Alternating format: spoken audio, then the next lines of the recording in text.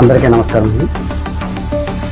Eluru CRD B Pharmacy కాలేజీలో third year చదువుతున్న చిలుకూరు శ్రీహర్షిని అనే అమ్మాయి డెత్ విషయమై వాళ్ళ నాన్నగారు T20% కంప్లైంట్ ఇవ్వడం జరిగింది.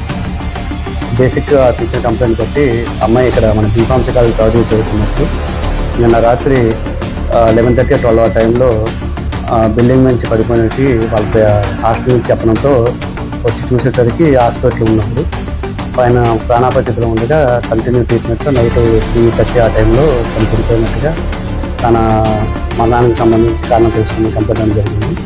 ఇక్కడ ముందు బేసిక్ ఇన్ఫర్మేషన్ కలెక్ట్ చేయడం జరిగింది.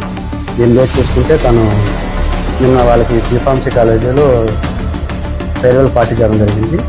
దానికి సంబంధించి ఆ ముందు రోజు కానీ వాళ్ళు కానీ ఫ్రెండ్స్ మధ్యన జనరల్గా మాట్లాడుకునే విషయాల్లో కొద్దిగా వాళ్ళు ఓవర్గా మాట్లాడుకోవడం, అది వాళ్ళ పేరెంట్ తెలిసి ఆ పేరెంట్ అంటేమో అమ్మాయిని అడగడం, దాని మీద అమ్మాయి కొద్దిగా మనస్తాపం చెంది షార్ట్ టైంలో నిన్న ఇంచుమించు 11:30 వరకు కూడా వాళ్ళ నాన్నతో కానీ ఫ్రెండ్స్తో కానీ మాట్లాడుతూ జస్ట్ 5 minutes గ్యాప్లోనే బిల్డింగ్ నుంచి దూకినట్టుగా తెలియజేసింది.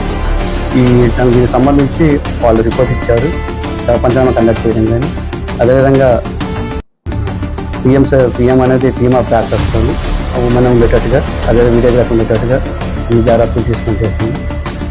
తదుపరి దర్యాప్తు కంటిన్యూ చేస్తాను. ఎస్ఐ గారు రాంబాబు గారు దర్యాప్తు చేస్తున్నారు. దర్యాప్తులో వచ్చే అంశాలు బట్టి ఫైనల్గా